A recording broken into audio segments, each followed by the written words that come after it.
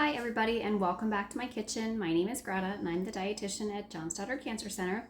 So I have another great recipe for you. This is one of my own personal recipes that I am sharing with you. It is a secret recipe and it's an effort to find a better burger. So the cancer prevention guidelines do recommend limiting red meat consumption. So this is a way of switching up your burger from a beef burger to a chicken burger.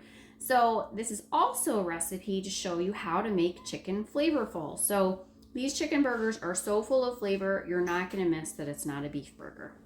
So we're going to add some really interesting things to it, and there's a secret ingredient, and only if you're watching this video are you going to know what the secret ingredient is, because I didn't include it in the recipe. So you're going to learn an extra secret. So we are going to start out with, for these, some very lean ground chicken. So I don't use turkey for this recipe because I find that when you're trying to figure out how to substitute poultry for beef, from beef, that sometimes turkey has a very distinct flavor. Not everybody likes that, but chicken does not. And chicken will take on whatever flavor what you add to it. So I find it's an easier substitution for beef. So I've got some ground chicken here. This is about a pound of ground chicken. I've got a nice big mixing bowl here that we're going to mix this all up and I'm going to show you how to make our burgers. So I'm going to start by opening up. I'm going to open up my chicken. So this is actually I get this from the Iowa Food Co-op. This is actually capon chicken, a ground chicken, and that's why it's in this funny tube, and you're like, Greta, where did you get that from? It is from the Iowa Food Co-op. This is Iowa chicken. And you will see it is very, very lean.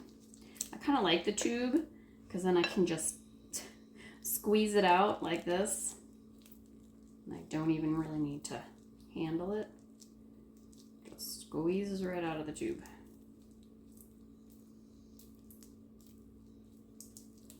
Perfect. All right, so that's our pound of chicken right there. I'm going to wash my hands because I did touch it just a little bit. I'll be right back.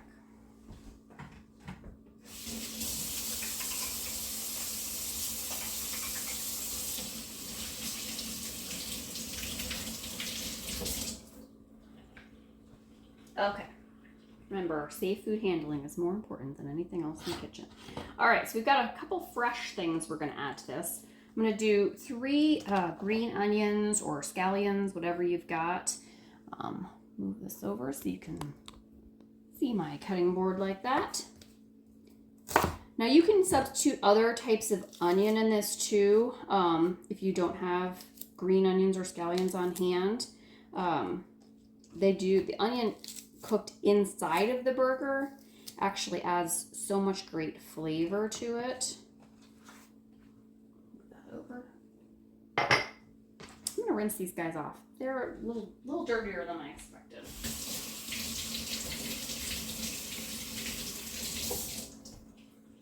I rinsed them on the outside, but sometimes when you start peeling away at them, you find a little more dirt on the inside.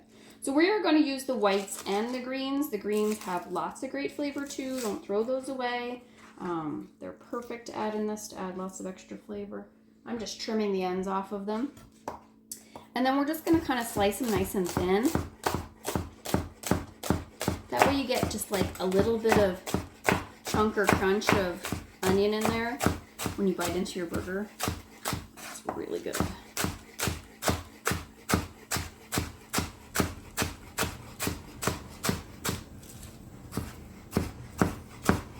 I have made these in the past. I've made them with ground chicken, and then when I discovered just how wonderful or ground turkey, when I found out how wonderful the ground chicken was, I immediately switched to the ground chicken.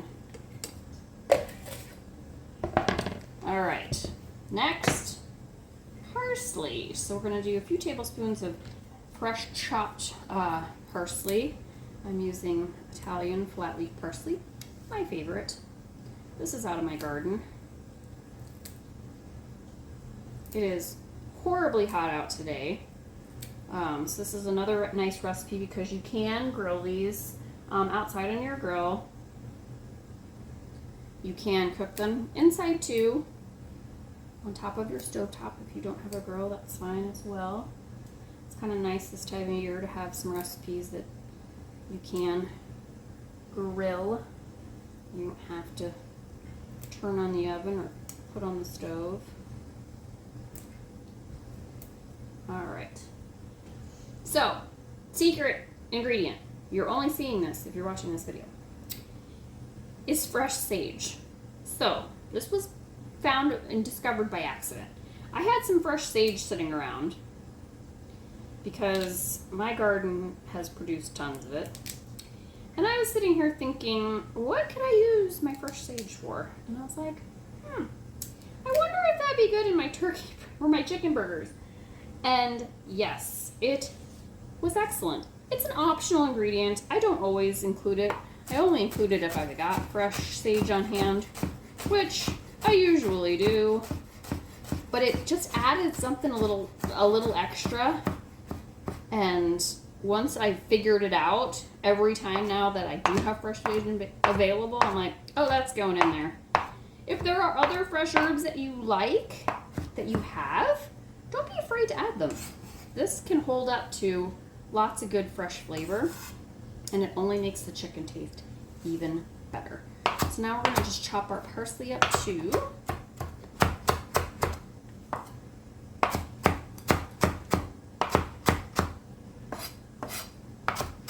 Doesn't have to be super small, but you don't want like too big of chunks of parsley in there.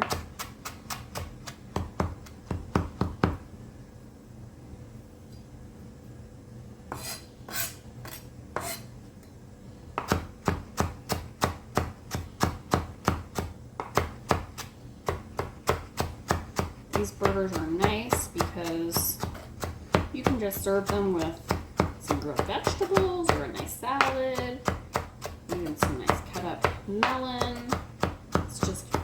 It's not a heavy burger. It's not a burger that you eat and you're like, oh, I'm so full. There's so much freshness to it, and the chicken is so lean. Doesn't give you that uncomfortably full feeling that sometimes a regular beef burger can. All right, throw it in the parsley. Every time I eat these burgers too, I'm always like, this is the best burger I've ever eaten, because they have so much flavor. And we're going to top them with some good, fun, fresh toppings. All right, fresh stuff is in. So we're going to add a couple more things to add a little bit more flavor. So Dijon mustard. I don't measure. It was hard when I was doing this recipe, and I was like, gosh, I got to write a recipe. I'm going to actually have to sort of measure things. I just put a couple of good tablespoons in. So you may hear some barking in a minute because the FedEx man is outside. Duke does not like the FedEx man, so I apologize in advance if we hear a little growling and barking. All right, we are going to add a little bit of salt, because we do want to season this a little bit. My chicken is not seasoned. Salt. We're going to add some fresh cracked black pepper.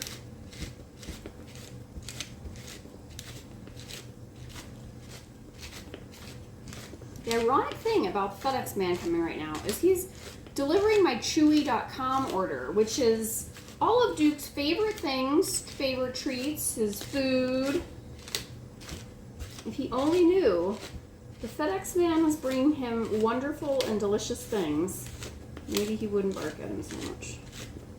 Okay, so because our chicken is so lean, there is something we need to add to kind of hold it together, or these burgers are going to be sort of too soft for you to grill. They won't form into a nice burger. So I am going to add about 1/4 cup of panko breadcrumbs. So panko is nice. It's a drier breadcrumb, and they're in a little bit bigger pieces. So it really does hold this together really nice. So I'm going to, again, I don't ever measure. It's about 1/4 cup. This is something that you put some in, and then sometimes I'm like, that wasn't quite enough, and I have to add just a little bit more. Now you can make these burgers any size that you want. Generally, I make this into about 4 burgers, about 4-ounce burgers. But if you want to make little sliders, you can make it into 8 little sliders. That would be great too. All right, so all my ingredients are in here. It's time to get your hand a little bit messy. So we don't want to overwork our chicken. We don't want to smush it up too much because it can make them kind of tough. My chicken's actually a little bit still very cold in the middle. I pulled it out about 48 hours ago and put it in my fridge from my freezer, but it's still a little freezy in the middle. So he might need a little bit of extra work. All right, so I always think of this as kind of making sort of a fork with your hand and sort of squeezing it through that way so that we don't overwork it, and then just kind of pull all those ingredients in till it's just sort of held together. It will make more sense once we make the burgers, but we don't need to overwork this by any means. We're not trying to like make them perfect or not have chunks or bits. We just want them kind of distributed through so that we can form our patties. And I'll show you, once you get everything sort of stuck together with my claw hand like this. Ooh, that chicken's cold. I'm gonna have a cold hand by the time I'm done with this. All right, so that's pretty good. See how everything is just sort of all stuck together? Then I just sort of divide it in my bowl in half. And then I take those halves and sort of push them apart and divide them into fourths.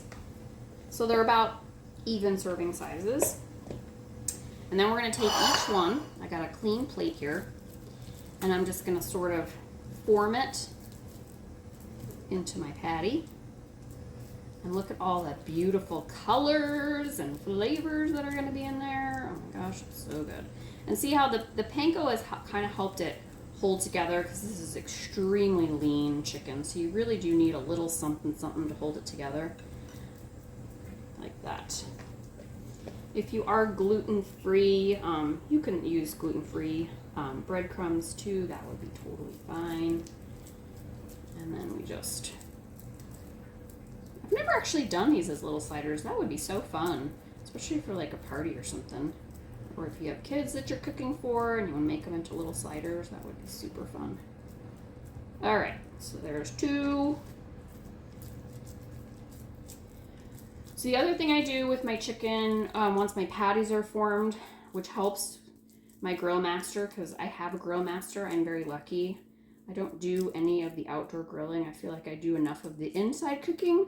I leave the grilling to my expert. So to help out your grill master, if you are going to actually put these on a grill, I like to stick it back in the fridge for just a little bit, or even in the freezer for just a few minutes. And it kind of like helps them set up so that they're easier to transfer from the plate to the grill. Otherwise, because they are so lean and because they are so moist, sometimes they're just a little bit trickier to move around. And we want them to stay in their nice shape.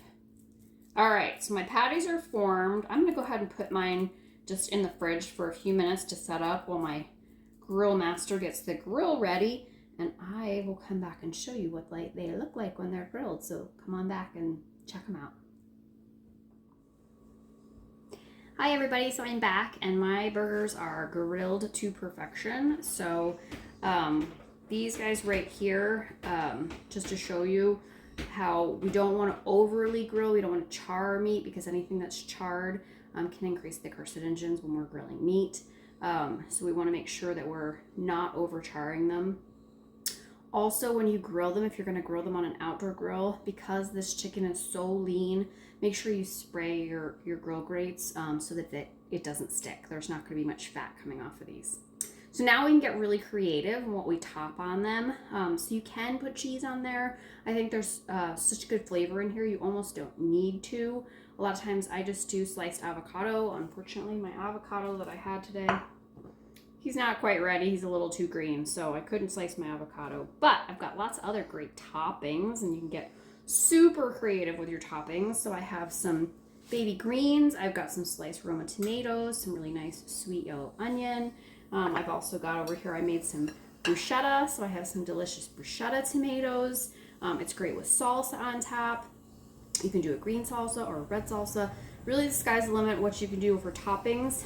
You don't even need to do the bun. If you don't do the bread or do buns, you can just eat it with the toppings on top, and it's delicious. You can do a nice whole wheat toasted bun if you like. You can do a gluten-free bun. This is your chance to be creative. So it smells really good, and I'm hungry, so I think it's time to eat. So thanks again for joining me, and enjoy.